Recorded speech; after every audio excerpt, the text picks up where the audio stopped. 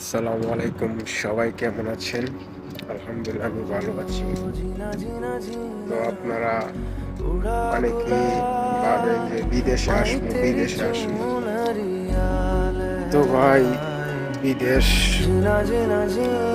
অনেক কষ্ট ভাই। আপনারা আসলে না আসলে বুঝতে পারবেন না বিদেশটা যে কতটা কষ্টদায়ক।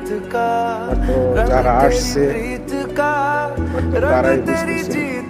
আসলে এটা আমারও বিদেশে আসার আগে বলছিল অনেকে যে বিদেশে অনেক কষ্ট। তখন আমি বুঝি নাই আসলে বাংলাদেশে থাইকা তখন এটা কেউ ফিল করতে পারে না বা পারবেও না। তো বিদেশে যারা আসছে তারাই দেখেন সেই সকালে ঘুম থেকে উঠতে হয়, সকালে ডিউটিতে যাই, সেই সন্ধ্যাবেলা আসি, এই 12 ঘন্টা 14 ঘন্টা কাজ করে তারপর আইসা খানা বানাতে হয়। কত কষ্ট যে বিদেশ, তো আসলে বুঝতে পারবেন। তো না করবো না যে আইসেন না, তো আসবেন। মানে দালাল ধরে কখনো বিদেশে আসবেন না। নিজেদের মানুষ থাকলে বা আত্মীয় স্বজন থাকলে তাদের মাধ্যমে আসবেন, কারণ বিদেশের পরিস্থিতি এখন অনেক খারাপ। মানে অনেক মানুষ আইসা কাজ পায় না, কাজ দিতে পারে না, অনেক দালাল রায় না, অনেক ঘোরায়।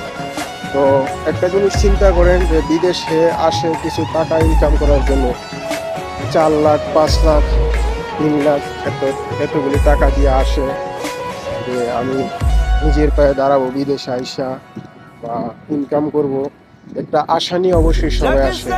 কিন্তু বিদেশে আইসা বুঝতে পারে বা কাজ খারাপ হইলে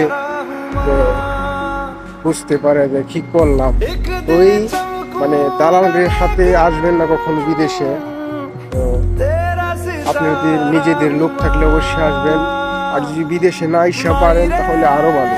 আপনি দেখেন যেই টাকা দিয়ে বিদেশে আসবেন, তো ওই টাকা দিয়ে আপনি একটা দেশে বিজনেস করেন বা ব্যবসা করেন, তো অনেক ভালো হয়। কিন্তু দেখেন আপনি যদি 5 লক্ষ টাকা দিয়ে বিদেশে আসেন বা প্রবাসে আসেন, তাইলে আপনি 50-60 হাজার টাকা ইনকাম করতে পারবেন মাসে। তো আর যদি বিদেশে না এসে আপনি ধরেন একটা বিজনেস করবেন, ধরেন আপনি মাসে আপনি 20-25 হাজার টাকা ইনকাম হইব, তো মনে করেন 20-25 হাজার টাকার মধ্যে যতটুকু শান্তি, তো এই 50 হাজার টাকার মধ্যে যতটুকু শান্তি নাই। কারণ কতটুকু কষ্ট করতে হয় এই প্রবাসে আইসা। সকালবেলা আমরা যে সময় ঘুম থেকে উঠি বলি যে আর 5টা মিনিট পরে উঠলে হয় না, আর 5টা মিনিট পরে উঠলে হয় না। টাইম তো দেখেন, টাইম তো আমার কথাই চলবে না, টাইম টাইম টাইম তার মতোই চলবে, ঠিক আছে?